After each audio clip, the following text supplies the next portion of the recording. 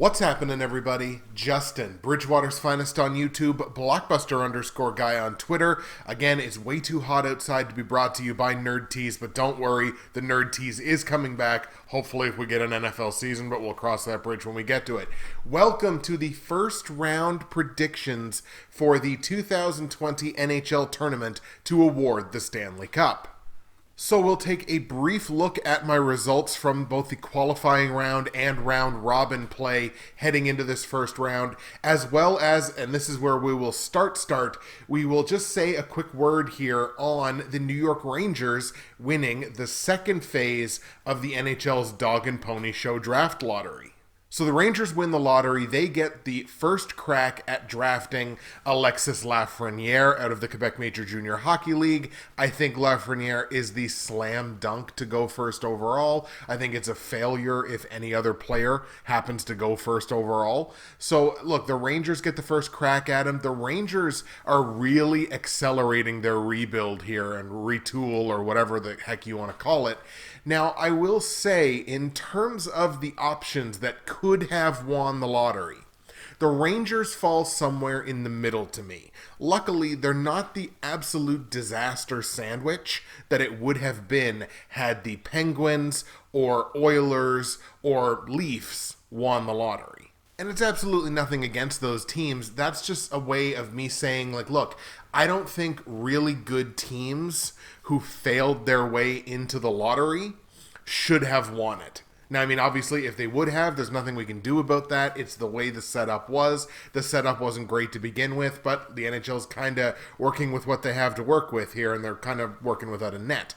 But had one of those three teams won, it really would have been like, great, a pretty darn good contending team within their conference just got a potential generational talent. And that feels to me just disingenuous. It feels against the spirit of what the draft lottery and what the draft in general is supposed to do, the way it's supposed to help the lesser performing teams.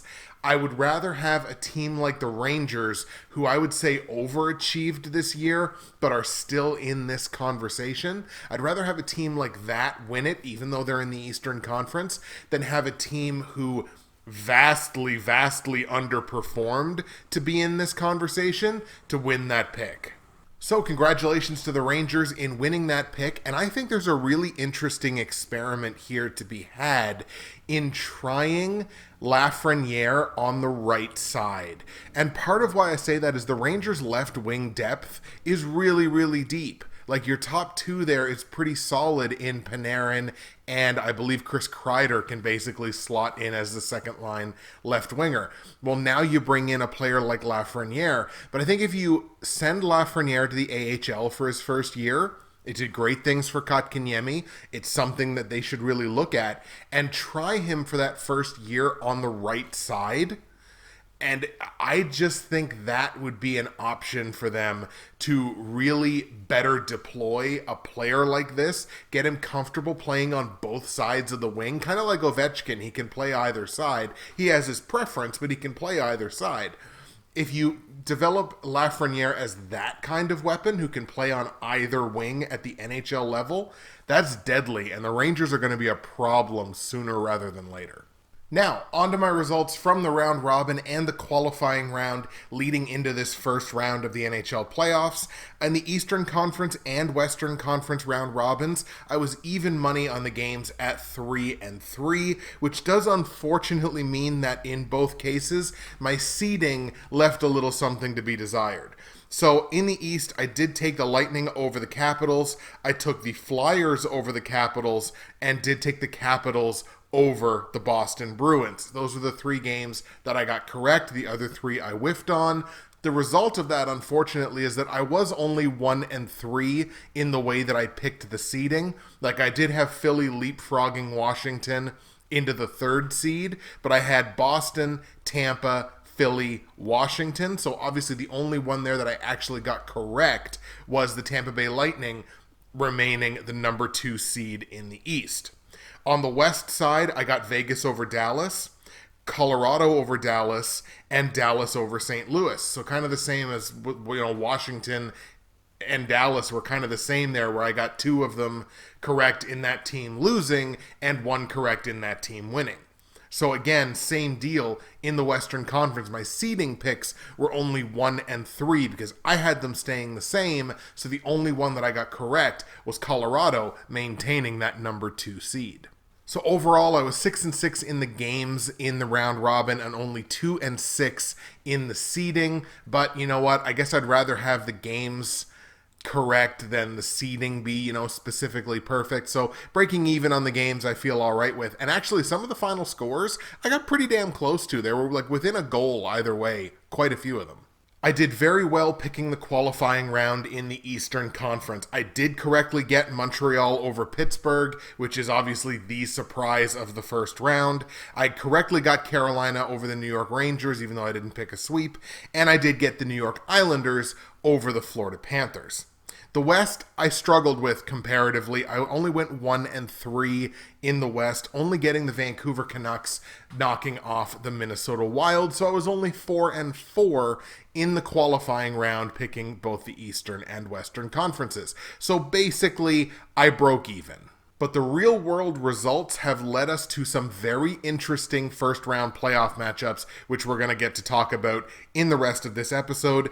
In the East, you have the number 1 seed Philadelphia Flyers, who had a great round robin, taking on the number 8 seed, but really technically a 12 seed Montreal Canadiens.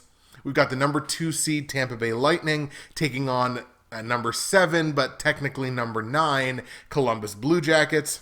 We got the Washington Capitals as the 3 seed taking on the 6 seed, which is technically a 7 seed, New York Islanders. And the number 4 seed Boston Bruins, who had an awful round robin, taking on the number 5 seed, which is technically a number 6, the Carolina Hurricanes, which is a bad draw for the Bruins, I'll just say it up front.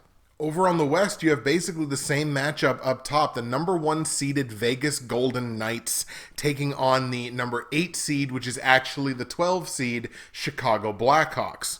The number 2 seed Colorado Avalanche, as I predicted, taking on the number 7 seed, which is actually an 11, the Arizona Coyotes, who knocked off Nashville in the qualifying round, which I did not predict was going to happen. The number 3 seed, Dallas Stars, taking on the number 6 seed, which is technically an 8 seed, Calgary Flames.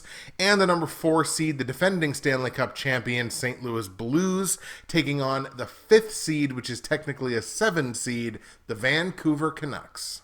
Obviously, I did not have Chicago, Arizona, or Calgary being in this spot, so it's a lot of new information for me to take into account when I was doing these predictions. So let's start right up top. That Western Conference 1v12 technically matchup. The Vegas Golden Knights undefeated in the round robin at 3-0, taking on a 3-1 Chicago Blackhawks team, obviously winning their qualifying round matchup in 4 games over Edmonton. Season series between these two teams, 2 of the 3 games were won by the Vegas Golden Knights, and Vegas had the edge in scoring 9-7. The betting odds and all of the betting odds that will be talked about come via 5 Dimes. So shout out to 5 Dimes for being the only one that I could really find with some legitimate lines. The Golden Knights are laying minus 325 as very heavy favorites in this series. Chicago plus 265. These two teams combined for 31 goals scored in the round robin and qualifying round matchups. The Knights 15 goals on the board from 10 different goal scorers. Alex Tuch leading the way for the Knights with 3. Chicago, obviously no slouches, 16 goals scored from 8 different goal scorers, and Captain Sirius, Jonathan Toews, leading the way here for his team with 4 of those 16 goals. So obviously you've got very similar scoring, and you got very similar goaltending in the qualifying round and round robin from these two teams. Unfortunately, that goaltending was not very good. The Vegas Golden Knights combination of Marc-Andre Fleury and Robin Lehner, which is really, really interesting because not only did Robin Lehner, I think, begin the season on the Chicago Blackhawks roster, you got to remember, Chicago were sellers at the trade deadline. They traded away pieces, and they're still in this spot. So Leonard started the season on Chicago's roster, but the combination of Fleury and Leonard, only an .873 save percentage in the round robin, stopping 69 of 79 pucks in 3 games. Corey Crawford played all 4 games for Chicago in that round, that qualifying round against Edmonton. He stopped 122 of 137, but that's only an .891 save percentage. So neither one of these two teams sniffed .900 on the save percentage. There's going to be a lot of goals in this series. I'm just going to tell you right now.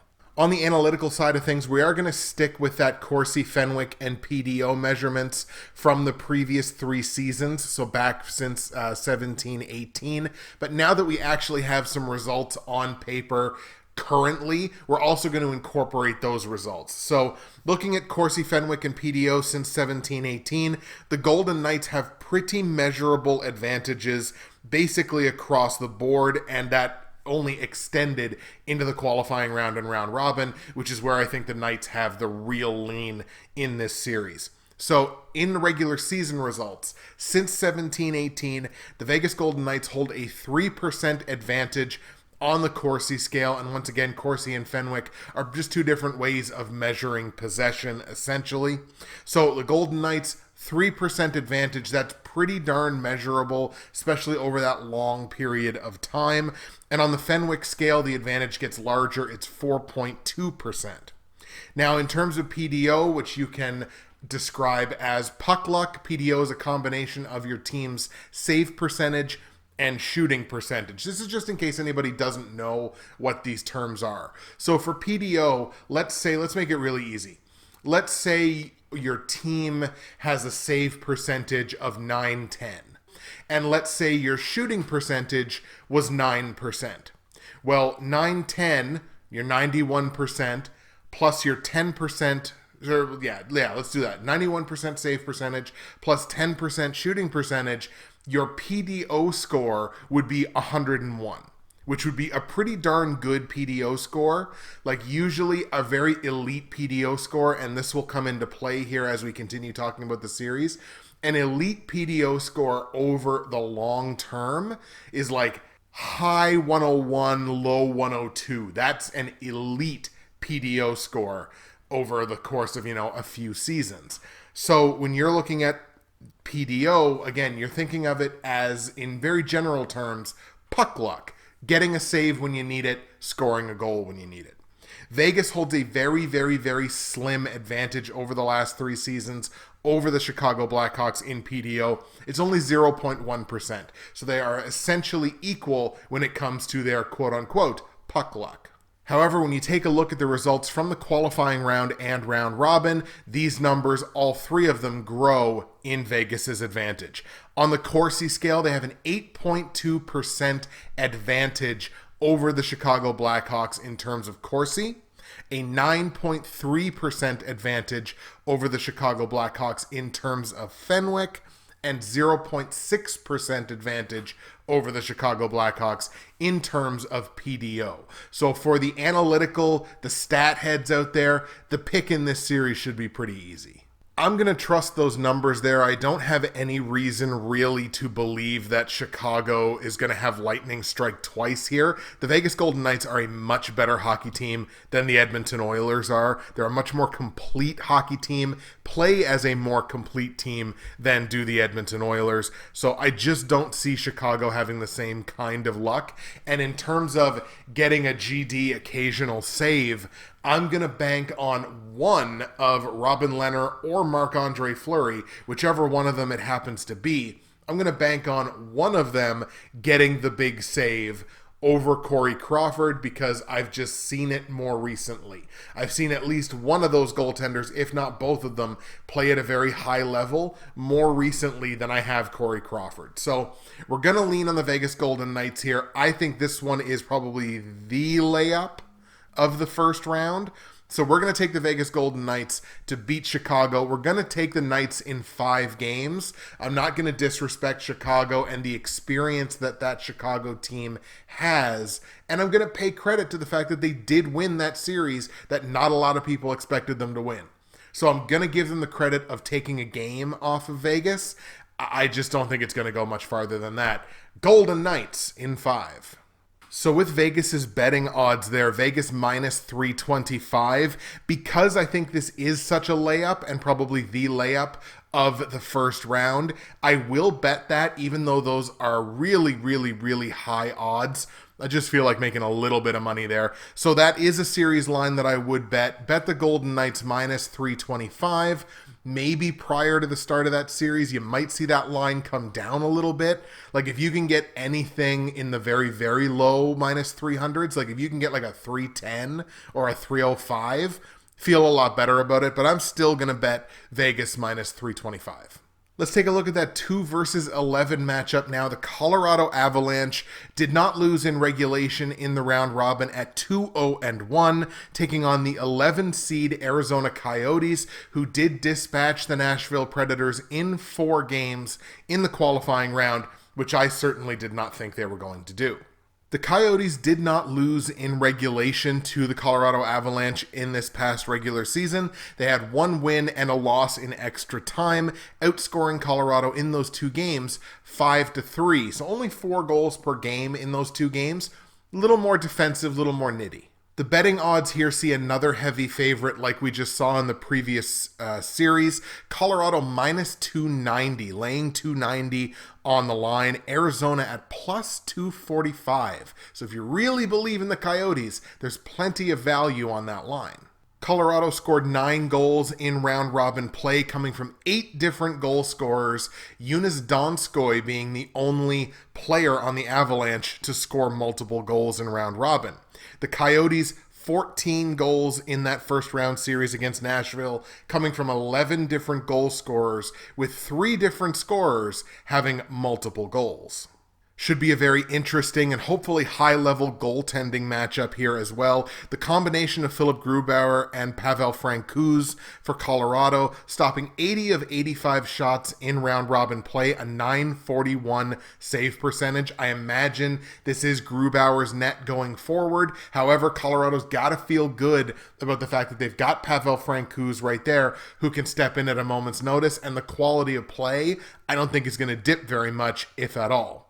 For Arizona, Darcy Kemper stole that series, guys. 163 shots against in 4 games. He averaged 41 shots against and stood on his head for a .933 save percentage and stole that series from the Nashville Predators. There's no reason Nashville should have lost that series other than Darcy Kemper absolutely robbing them.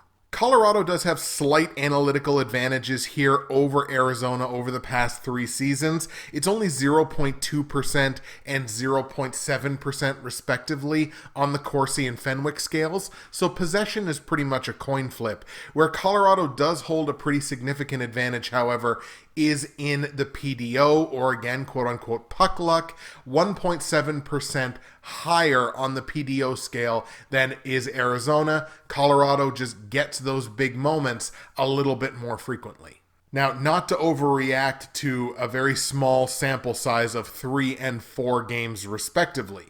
However, in the qualifying round and in round-robin play, Colorado absolutely dominated in terms of possession, and Arizona very, very weak in terms of possessing the puck. Colorado with a 12.9% advantage on the Corsi scale and 13.7% advantage on the Fenwick scale in all situations. That is massive. That is controlling the puck 12 to almost 14% more than your opposition. That is a massive, almost insurmountable advantage. I know people talk about possession like it's an overrated stat. You can't score goals if you don't possess the puck. And Colorado with a massive analytical advantage on that level. Now, the give back there, Arizona's puck luck against Nashville was crazy, crazy high. Very, very good in that series. So they actually hold a 2.4% advantage over Colorado in terms of their PDO from that first qualifying round and round robin play. So that is the analytical advantage that Arizona does hold. But look, the one thing you can say about PDO is more than all the other stats, it kind of falls back to the mean more so than the possession numbers do. Possession is a matter of system. PDO is a matter of luck. So look, those numbers will kind of fall back to the average. So I put more stock in the fact that Colorado can outpossess the hell out of Arizona than I do with Arizona being a little luckier with the puck. Based on that, I simply don't see a path to Arizona upsetting Colorado. I really don't. Nashville didn't get the goaltending that they needed in that first round series, and obviously Kemper stood on his head. Even if Kemper stands on his head again and has close to a repeat performance of what he put up against Nashville, first of all, Colorado is a better offensive team. They might be the deepest offensive team in hockey. But even if you put that to the side, they've got a goaltending tandem on the other side that will be making those big saves, that did play much better than the combination of UC Saros and Pekka Rinne in that qualifying round. And it's going to be much harder for Arizona to be able to justify playing the same type of game and expecting the same results. I love Colorado in this series. I think Colorado wins this thing in 5 games. I'm all about the Avalanche. The Avalanche are probably the team I'm going to be riding straight through the Western Conference, if we're being perfectly honest. I like how this team matches up against anybody that's left in this thing. So let's take the Avalanche. I'm going to take Colorado in 5 games here. Once again, I think Darcy Kuemper can steal a game with how he played in the qualifying round. I think that's about it. So we're going to take Colorado. We're going to take him in 5 games. And I will bet that series line of Colorado minus 290. Once again, I think this is essentially a layup series. So we'll just take that, take some chip damage, make a little money off of it. Colorado minus 290 is a line that I will bet. The 3v8 matchup is what's up next. The Dallas Stars only 1-2 in round robin play, and that one win, I think, was in a shootout, was it not? I think they were well on their way to being 0-3, did not play well in round robin play, taking on a Calgary Flames team that took 3 of 4 off of the Winnipeg Jets in the qualifying round. I had Winnipeg winning that qualifying round series. Calgary did play well. Calgary also played Dallas fairly well this season, 2-1 in the 3 games they played head-to-head, scoring in those games 8-6 in favor of Calgary. Now, the betting line here is very, very close, so Vegas obviously thinks that this is going to be a close series as well. Dallas come into the series as the favorites, laying minus 120.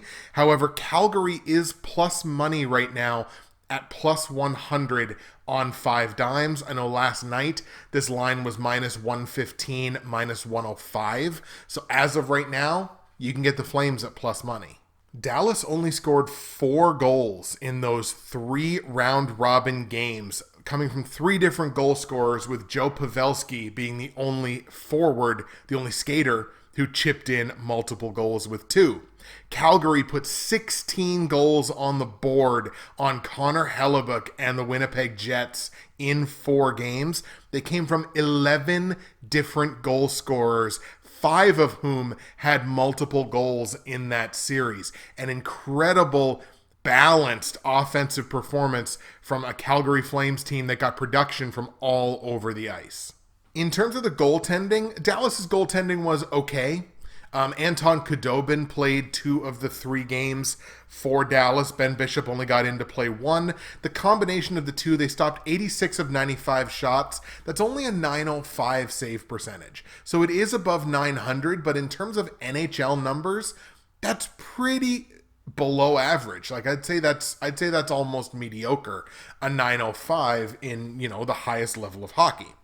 Cam Talbot played all four games for the Calgary Flames in their qualifying round series against Winnipeg. He stopped 104 of 110 shots. That's a .945 save percentage. Cam Talbot came to play. He understands he's got the young guy behind him, David Rittich, who obviously would have been hungry to get in there, but Cam Talbot showed up. He came to play. Calgary did very well, really across the board against Winnipeg. Have to give the edge to the Calgary Flames on the analytical side of things over the past 3 seasons. Calgary with a very measurable 2.9% advantage on the Corsi scale over the past 3 seasons and a 2.3% advantage on the Fenwick scale. So possession-wise, Calgary definitely the team that possesses the puck the most. Dallas has a slight edge in terms of their puck luck, their PDO, at 0.5%. It's an advantage, but it's a fairly small one.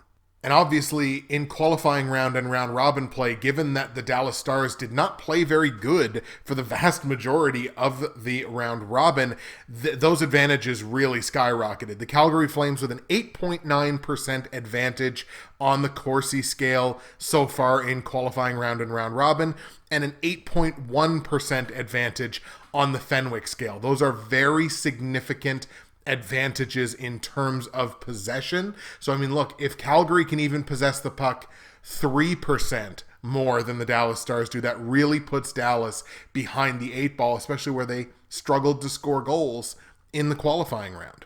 Now, the PDO side of things is interesting, and once again, I kind of have to talk about how PDO really is a stat that will kind of eventually, over the long term, sort of fall back into the middle. Right now, the Calgary Flames hold a 13.7% advantage in the qualifying round and round robin on the PDO scale over Dallas. That is ridiculous. And obviously it comes from the fact that Calgary performed very well. Dallas did not perform very well. Again, they only scored 4 goals. In terms of PDO, Calgary is one of these teams. I tweeted about this, I believe it was yesterday. There's 4 or 5 teams at the top of the PDO scale, just from qualifying round and round robin, who have ridiculous PDO scores, like 109, 106. So, I mean, the save percentages were crazy high, shooting percentages were crazy high, and those are not sustainable even throughout an entire playoff round. Over the last few years, like over complete playoffs, even the best PDO scores are like mid 103, low 103, high 102. So yes, they're a little bit higher than the regular season, but nothing in those terms of like 109s and 106s and even 105s or 104s. That's not shown to be sustainable over the long haul. Is it sustainable in 1 round or maybe 2? Absolutely. But over the length of an entire playoff, definitely not. So it's important that Calgary's got a lot of puck luck right now, and that could play itself out again in this series. Just don't look at the PDO numbers and go, oh my God, they're going to sweep them, because I don't think that's a legitimate prediction. What I do think is more legitimate, though, again, is the possession numbers and the fact that they really have carried over the past 3 regular seasons, and that gap, I believe, has only grown. I really saw virtually nothing out of Dallas in the round robin that I was overly impressed with. I'm going to take the Flames here. I didn't expect them to beat Winnipeg. They proved me wrong. I'm kind of on the Flames bandwagon here. I think that balanced scoring attack is going to prove to be too much for Dallas and too much for the goaltending that only looked adequate, if that. I'm going to take Calgary in this series. Now, I think this does go the full 7. Dallas is a team that does have tenacity and obviously does not want to lose. No team that's made it to this point wants to lose. I think this series, goes the full 7 games, but I'm going to take the Calgary Flames in 7 games. And obviously where we can get Calgary at plus money, I'm definitely going to be taking Calgary plus 100. That is the series line I would bet. And the final Western Conference matchup sees the St. Louis Blues, who fell all the way down to the 4 seed in the West, with a winless round robin, 0-2-1 in their 3 round robin games, taking on the Vancouver Canucks, the number 7 seed in the West, who won 3 of the 4 games against the Minnesota Wild, knocking them out in 4. Canucks were unbeaten in regulation this season against the St. Louis Blues. Very, very interesting. 2-0-1 in their 3 head-to-head matchups, outscoring St. Louis by the slimmest of margins, 7-6. The betting odds in this series see St. Louis laying -210 as the favorite in this series. Understandably so, they're the defending Cup champions. Vancouver comes in at +175. St. Louis did not get a ton of offense in their 3 round robin games. 6 goals from 4 different goal scorers, 2 of whom had multiple goals in the round robin. Vancouver, 12 goals in their 4-game qualifying round series, coming from 9 different goal scorers, 3 of whom had multiple goals. Goaltending should be where this series is won and lost. In the round robin, we saw a healthy mixture for St. Louis of both Jordan Binnington and Jared Allen. The combination of those two stopping 103 of 112 shots, a .920 save percentage. This is only going to reignite the conversation about, can Jake Allen be a starter somewhere? I mean, we've tried that experiment. I don't necessarily think it went great, but, I could be wrong about that. Vancouver, Jacob Markstrom played all of that 4-game series, stopping 112 of 121 pucks in 4 games, a .926 save percentage. So these two teams, goaltending and which one holds up better over the other will probably be the single determining factor in what wins this series. The analytical side of this series is a tale of 2 cities. It really is. St. Louis has very significant advantages on both the Corsi and Fenwick scale over the past 3 seasons.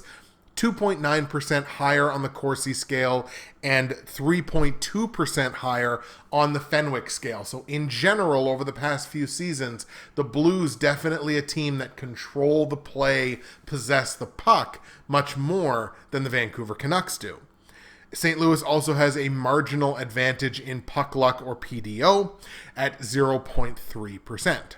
And once again, like in the previous series, based on a very strong performance in the qualifying round and a not-so-great performance in the round robin from St. Louis, Vancouver's numbers are crazy, crazy high in this direct comparison.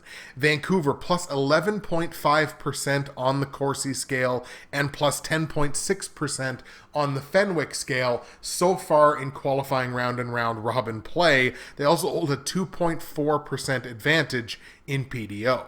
So you have to ask yourself here the eternal question, how much stock do you put into 3 games and 4 games on one side or the other as a sample size in terms of who's really got possession and PDO advantages heading into this direct series, and where those numbers, the script has basically completely flipped from what you've seen over the past 3 years in the regular season. It's tough to say just exactly how much that will come into play. It's possible that Vancouver just really dominated a Minnesota team that they were better than. This is the series that I really flip-flopped back and forth on, and I really wanted to take Vancouver plus 175. You have no idea how much I wanted to take Vancouver plus 175. I just think St. Louis has too much experience here. Vancouver's a young team. Their core is very young. Their elite players are very young. They've got a shot. They definitely have a shot. But Jacob Markstrom, I think, is going to be the quote-unquote weakest link of this team, because I don't necessarily know that he keeps up a .926 pace, where I can definitely see Jordan Binnington keeping up a .920. So if Markstrom is the one that falters a little bit, I think the St. Louis Blues win this series. I don't have a fantastic read on this thing, but I am going to take the Blues in the full 7-game series. I think this is going to be one of the highlights of the first round. This is going to be a really interesting, really fun series to watch. I'll take the Blues in 7 games, but I am not going to make a series bet on this series. Not only because, they're laying minus 210 as the favorites, but because I could very easily see Vancouver winning this series, and then I'm going to feel like a dope for not betting Vancouver plus 175 and betting the heavy favorite instead. So I'm just not going to make a series bet on this series. So there we go. For anyone that says I favor the Eastern Conference too much, I gave you the Western Conference picks first. Now let's go to the Eastern Conference picks, and we will start right at the top with the Philadelphia Flyers, undefeated in the round robin in the East, taking on the number 12 seed Montreal Canadiens. Again, the giant surprise of the first round. Montreal knocking off the Pittsburgh Penguins in 4 games, and I mean, look, I picked it, but that was really a vanity pick. That was my vanity pick of the qualifying round. I was just like, I'm just going to pick Montreal because I want to see Montreal win. And then they did, and then I was like, neat. Obviously, my reaction, I was out of my mind. Like, I was at work when game 4 ended, and my boss can tell you I was almost crying as I was standing there, because I was like, I can't believe this happened. And I should believe it, because Montreal kind of has an MO of doing that when they're severe underdogs, but still have, like, to use a poker analogy, a chip in a chair. Like, they've done that. They've had a history doing that. Edge in the season series here goes to the Philadelphia Flyers 2-1. However, Montreal did outscore Philly in those 3 games 9-8. Betting odds here, Philadelphia is laying minus 220 as the series favorite. Montreal comes in at plus 180, so very similar line to like a Vancouver St. Louis. Scoring in terms of both depth and balance, very, very similar as well with these two teams. Philadelphia scored 11 goals from 8 different goal scorers in round-robin play. Scott Lawton, the surprise leader on the team, with 3 goals. Montreal scoring 10 goals from 7 different goal scorers in their 4-game series with Pittsburgh. 3 players with a pair of goals apiece. As far as I'm concerned, this is the premier goaltending matchup of the first round of the playoffs. Carter Hart versus Carey Price. The past/current and the future of the position. Carter Hart is the future of the goaltending position. I love Carter Hart. I love the way he plays goal. He is tremendous and is going to have a fantastic career ahead of him. Let's see if it starts with a playoff round win. Carter Hart and Brian Elliott did play some. They kind of split time in the round robin. The two of them combined to stop 73 of 76 pucks in 3 games, a .961 save percentage between the two of them. So obviously both of them played very, very well against elite competition. Carey Price against Sidney Crosby and Evgeny Malkin, and that high-powered Pittsburgh Penguins offense stood on his head. 126 saves on 133 shots. That's a .947 save percentage. Guess what? Surprise, surprise, the king is back.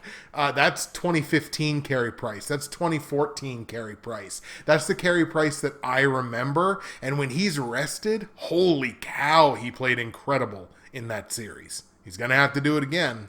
In terms of Corsi, Fenwick, and PDO over the last few seasons, Montreal does hold a slight possession advantage here. 1.6% on the Corsi scale and 0.7% on the Fenwick scale. So they're not huge advantages, but they are possession advantages nonetheless.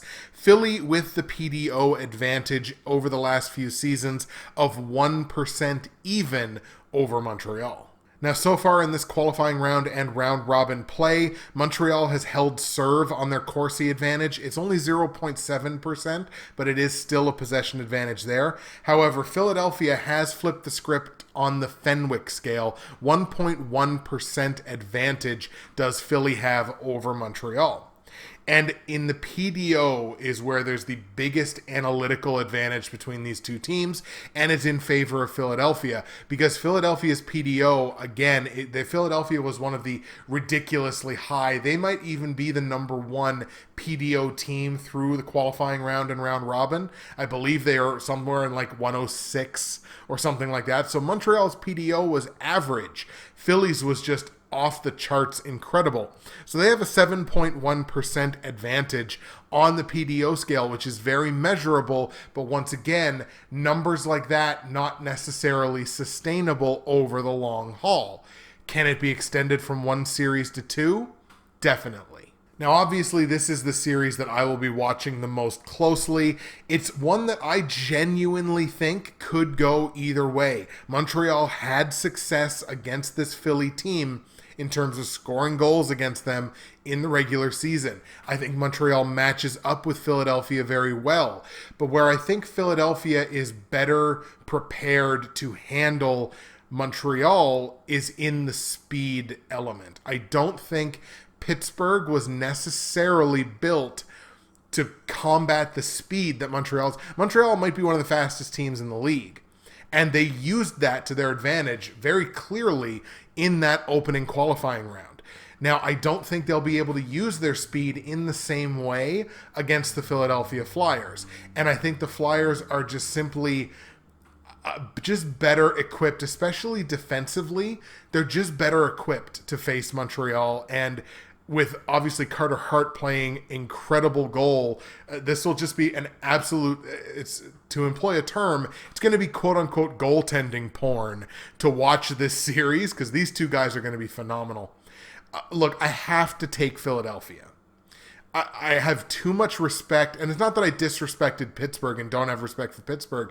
I do. I was just kind of having a laugh. But I don't think Montreal beats Philadelphia. I think this series does go the distance. And I think if Montreal takes Philadelphia to the distance, the number one seed in the Eastern Conference, that's going to be such a momentum boost for that team heading into next season, where expectations will have to crawl up a little bit. I think it goes the distance, but I'm going to take Philadelphia to win the series. Let's take the Flyers in the full 7 games. Now, I'm not going to be betting this series. In much the same way as I'm not betting Vancouver-St. Louis, I'm not betting this series because Montreal could conceivably pull another rabbit out of their hat. Carey Price could remain 2015 Carey Price, where he's almost unbeatable, and Montreal could win this series. They certainly could. It's just, I'm not going to bet it one way or the other because, again, I'd feel like a maroon if I get it wrong. And there's not a ton of value on Philly minus 220, so I'm not going to bet this series.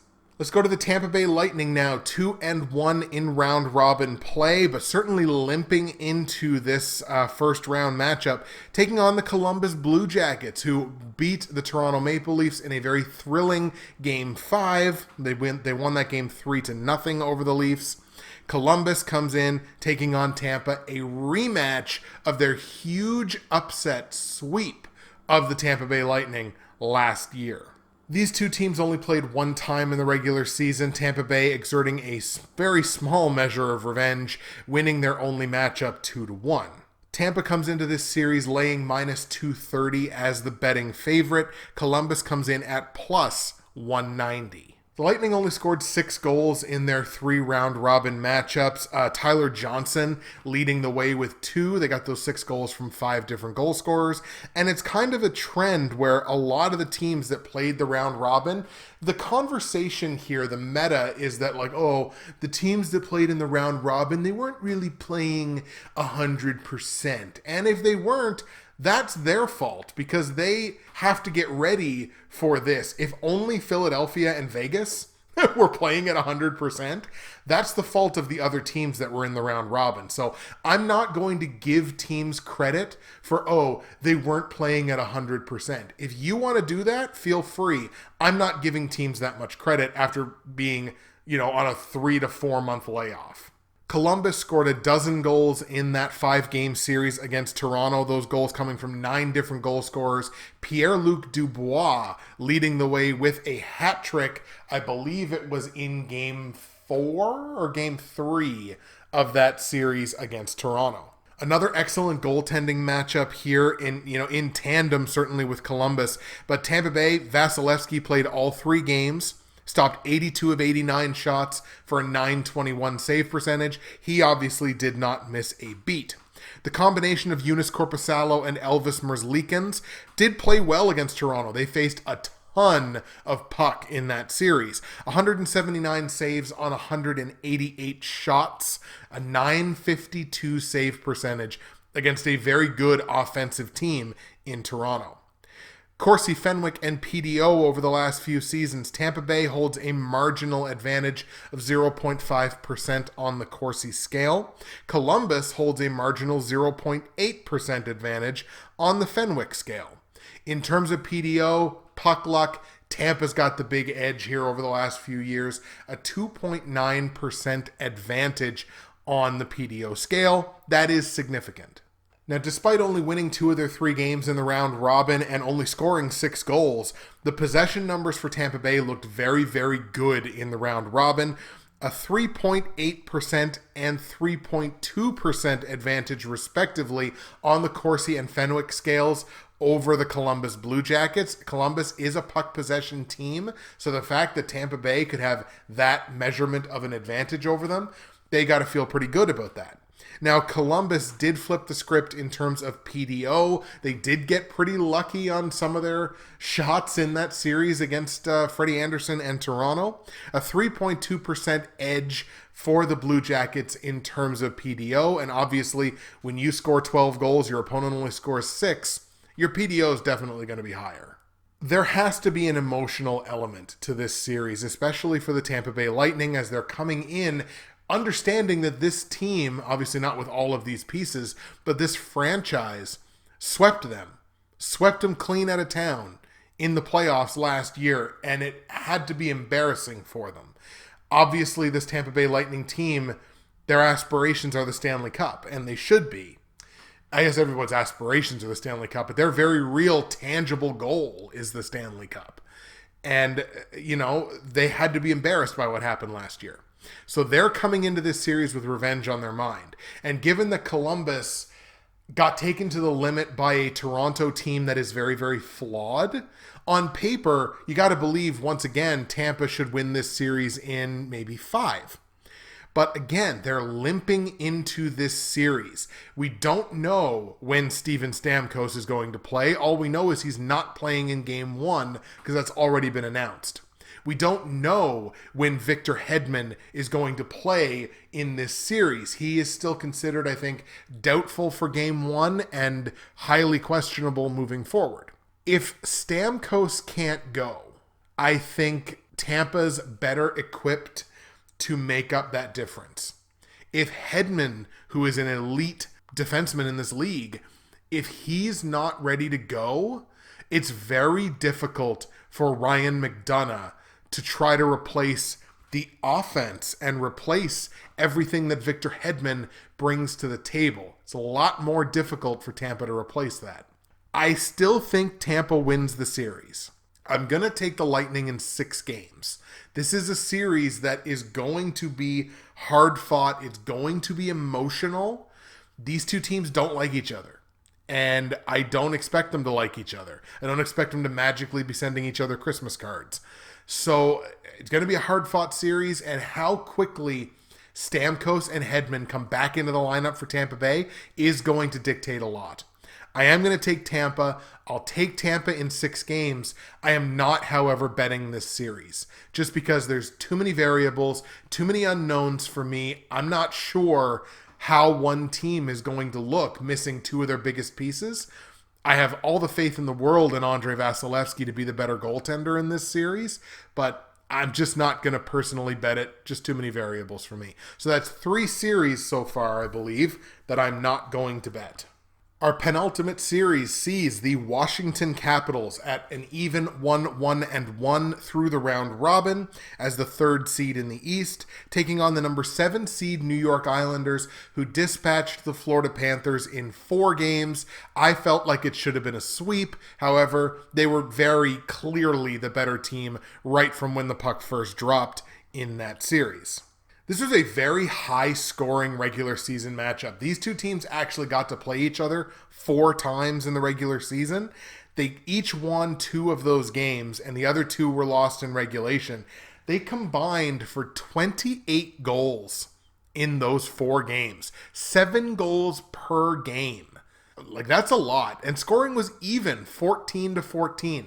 These two teams stand on the edge of a knife in terms of which one is better when they're directly playing head-to-head. I think that's reflected somewhat in the betting odds. Washington comes into the series, obviously, as the favorite, laying -145. The Islanders you can get at plus money, plus 125 right now on 5 dimes. Washington struggled to score goals again, very familiar story in round-robin play, only scoring 5 goals in 3 games, all 5 of those goals coming from different goal scorers. The Islanders, meanwhile, pocketed a baker's dozen worth of goals against Bobrovsky and Florida. 13 goals from 7 different goal scorers, 2 different goal scorers having 3. Another pretty solid goaltending matchup here. We should see heavy doses of both Braden Holtby and Semyon Varlamov for Washington and the Islanders, respectively. Holtby stopping 74 of 80 shots in the round robin. That's a .925 save percentage.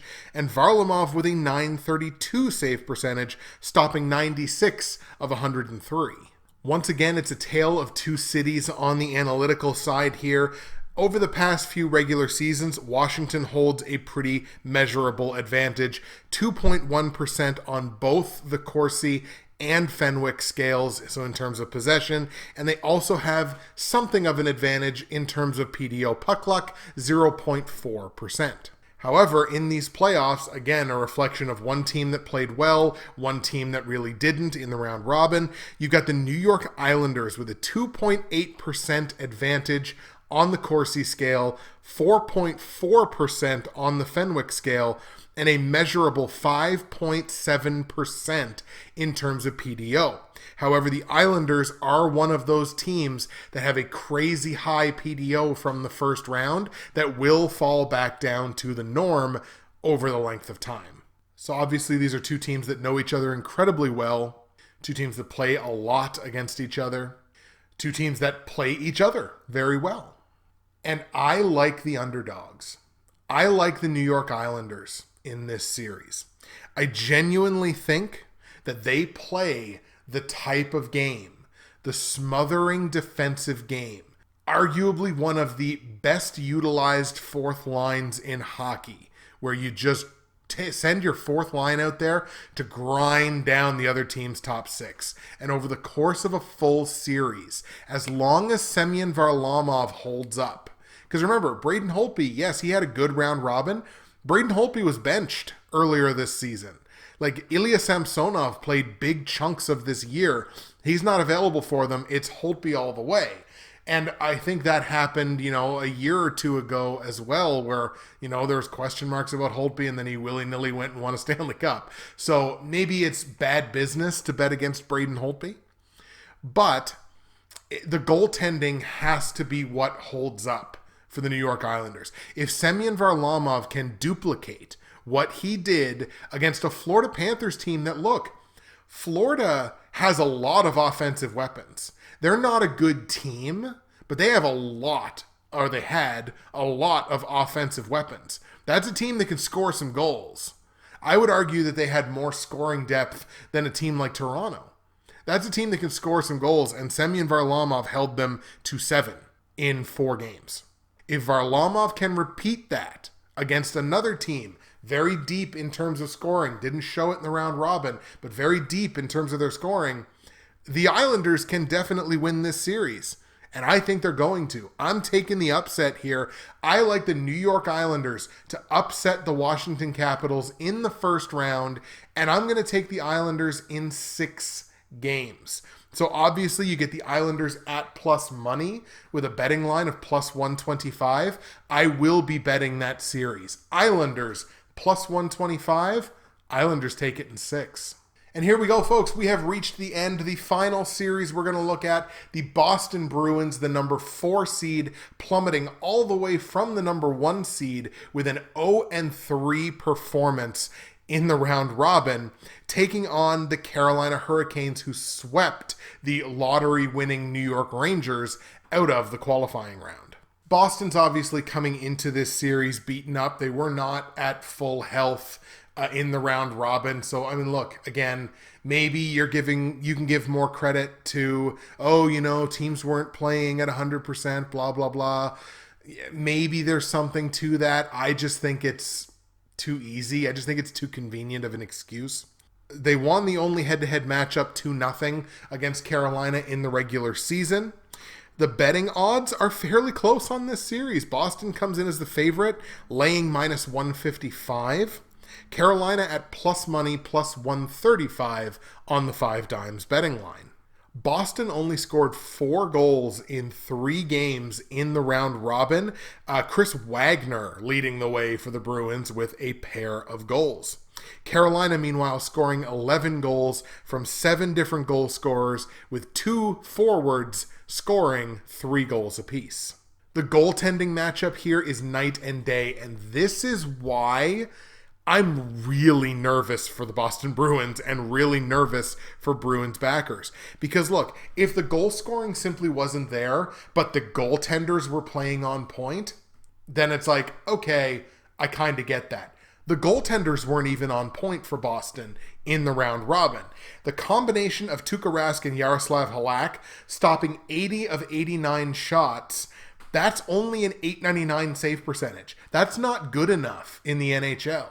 That's not good enough at the highest level of hockey. On the other side, the combination of Peter Mrazek and James Reimer, and Boston has to know they're going to get a look at both goaltenders in this series. Mrazek and Reimer combining to stop 84 of 88 Rangers shots in that 3-game series. That's a .955 save percentage. Over the course of 20 shots in an average game, Boston's going to give up 2 goals. Carolina's only going to give up 1. Statistically speaking, with what they've played in the round robin and qualifying round. That's a significant advantage. That's an extra goal per 20 shots. Carolina does hold a pretty measurable possession advantage in terms of the advanced stats, the analytics. Carolina, a 2.6% advantage on the Corsi scale over the past 3 years, and a 1.9% advantage on the Fenwick scale over the past 3 years. But these are 2 very, very good possession hockey teams. So when I say that Carolina has a significant advantage, it's still understanding both of these teams love possessing the puck. Boston with a pretty measurable edge in terms of the puck luck at an extra 2.5%. In these playoffs, Boston's possession numbers have basically remained the same. They actually hold a 1.8% advantage over Carolina in terms of the Corsi scale and a 0.4% advantage in terms of Fenwick. So Carolina's possession numbers, I think, did kind of crawl down a little bit in that series against the Rangers. But Boston's numbers, even though they struggled in the round robin, stayed pretty well true. Now, PDO, Carolina has a ridiculous 12% advantage, and that's because, again, they are one of those teams that's up there with like a 106 PDO because they only played 3 games and they were incredibly lucky against the Rangers in terms of getting huge saves and scoring goals. So again, that obviously is going to come back down to the norm. I don't put a ton of stock in the fact that they have a 12% PDO advantage. Let's put it that way. As was the case with the Tampa Bay Lightning, I think my confidence in the Boston Bruins depends on the health of their top players. Is David Pastrnak ready to go, or was he just getting rest? Is Patrice Bergeron, I always have to put the extra English on that one, extra French actually. Is Patrice Bergeron ready to go? Is Brad Marchand ready to go? Everybody knows that top line is one of the elite top lines in hockey, maybe still the best top line in hockey. If they're firing on all cylinders, it's going to be a tough time for Mrazek and Reimer, who played very well, but we know in both cases are very beatable. Carolina plays a system that can absolutely, positively beat the Boston Bruins. The question is, will they? My answer to that question? Yes, they will. I'm taking the underdog in this series. I'm taking the Carolina Hurricanes. I believe in Carolina. I believe in that system they play. They have great top-end talent, a great defensive system, goaltenders that are playing well and who they have confidence in. They can deploy either one. I think the Carolina Hurricanes come up with this upset. I'm taking Carolina, but I think the series goes the full 7 games. Carolina stuns Boston in Game 7. The era of the Boston Bruins kind of begins to show some chinks in the armor in this one. And Carolina wins this thing in the full 7 games. I like Carolina at plus money, Carolina plus 135. I will be betting that series line. I got the Hurricanes moving on. There you go, folks. Those are my picks for first round play in the 2020 NHL tournament to crown a Stanley Cup champion.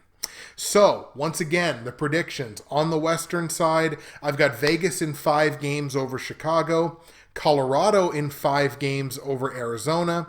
I got the Calgary Flames in 7 over the Dallas Stars, and the St. Louis Blues in full 7-game series over Vancouver. That would set up Western Conference semifinal matchups of the Vegas Golden Knights and the Calgary Flames, and the Colorado Avalanche and the St. Louis Blues, and what a series that would be. On the Eastern side of things, I've got Philadelphia over Montreal in 7 games. I've got Tampa Bay over Columbus in 6 games. I've got the New York Islanders upsetting the Washington Capitals in 6 games. And I've got the Carolina Hurricanes upsetting the Boston Bruins in 7 games. That is going to lead to Eastern Conference semifinals of Philadelphia, New York, and Tampa Bay, Carolina. That's it for me. What are your predictions for the first round of these NHL playoffs, Stanley Cup playoffs, I guess, technically, if you want to call them that now? What are your picks? What are your predictions? What do you think is going to happen? I want to take 1 second and shout out my boy Smitty at NHL Picks 2 on Twitter. I got to watch the live stream last night with Smitty and Corona Picks. They were also talking to Mikey and Beak Bets. It was an excellent show. I've retweeted it on my Twitter. Take an hour and watch it. It's a lot of great information from people that are really, really talented at capping in general, and especially with Smitty capping the NHL. Very, very worth the watch. Thank you, boys, for the information. It was very helpful. And look, we're back in it. We're back in here. That's it for me. Justin, Bridgewater's Finest on YouTube, Blockbuster_guy on Twitter, fueled today by water because my God is it hot in here. Go Habs go, even though I didn't pick you to win, but if you do, I will be out of my mind insane. And hey, let's see what happens. First round playoffs, baby.